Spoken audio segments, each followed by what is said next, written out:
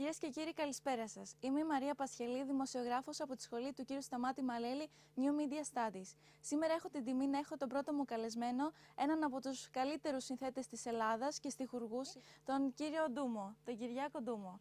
Κύριε Ντούμο, καλησπέρα σας. Καλησπέρα, γεια σου Μαρία, σε ευχαριστώ. Και εγώ σας ευχαριστώ για την τιμή που μου κάνατε. Θέλω να σας πω έτσι να ξεκινήσουμε λίγο από τα παιδικά χρόνια, αλλά να μην σταθούμε πάρα πολύ. Έτσι, είχατε το όνειρο να γίνετε αυτό που είστε ακριβώς τώρα, να είστε στιχουργός, το είχατε από μικρός αυτό?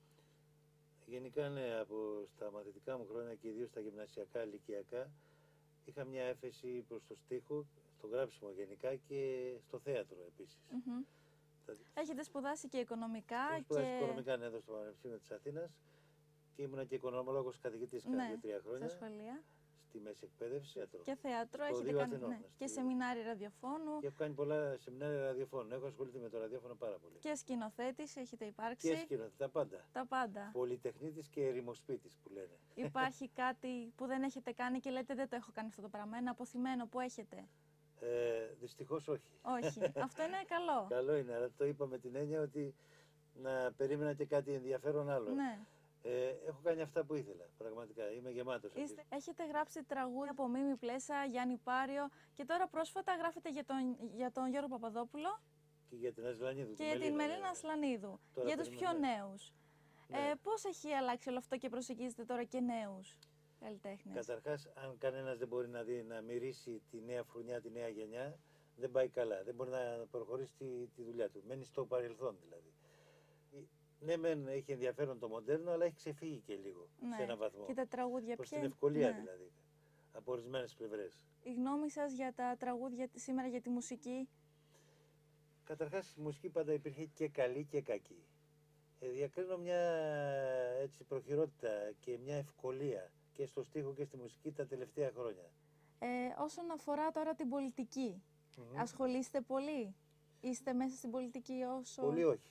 Πολύ όχι. Ασχολούμαι λίγο όπως κάθε άνθρωπος. Εντάξει, τώρα τελευταία εκεί με το Σταμάτη το Μαλέλη έχουμε μπλέξει περισσότερο εκεί. Και την ώρα που ψηφίζεις, αλλά και η πολιτική. Και πρέπει σου φαίνεται, να ψηφίζουμε. Ναι. Βεβαίως και πρέπει να ψηφίζουμε καταρχάς, γιατί μετά φωνάζουμε. Ακριβώς. Ποιος την έβγαλε αυτή και εμείς τη βγάζουμε. Αυτό πρέπει να το καταλάβουμε μια για πάντα. Ότι τις κυβερνήσεις τις βγάλουν οι πολίτες.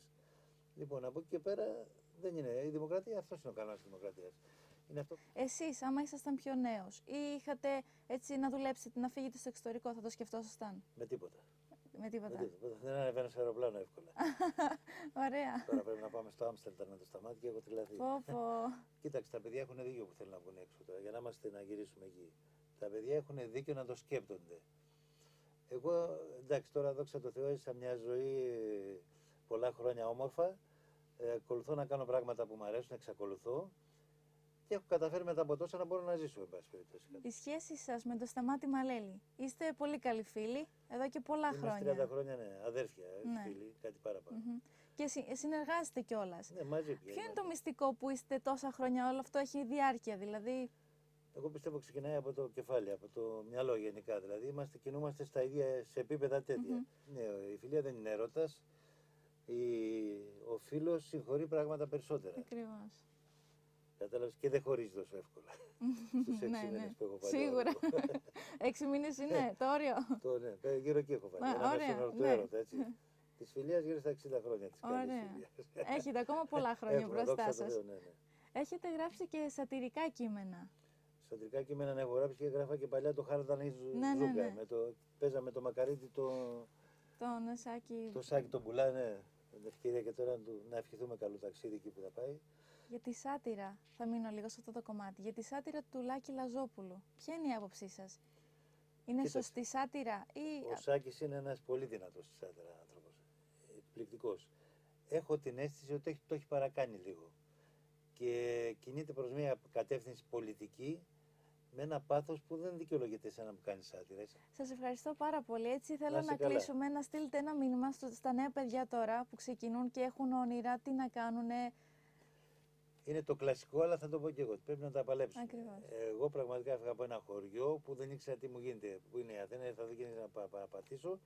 Και ασχολήθηκα με πράγματα περίεργα. Δηλαδή με στιχουργία, με πολιτισμό, με θέατρο κλπ. Θέλω να πω ότι αν ένας το παλεύει, έχει δύναμη και το πιστεύει, θα το πετύχει στο λίγα. Σας ευχαριστώ πάρα πολύ. Να είστε καλά. Πολύ καλή συνέντευξη. Τιμή μου είναι.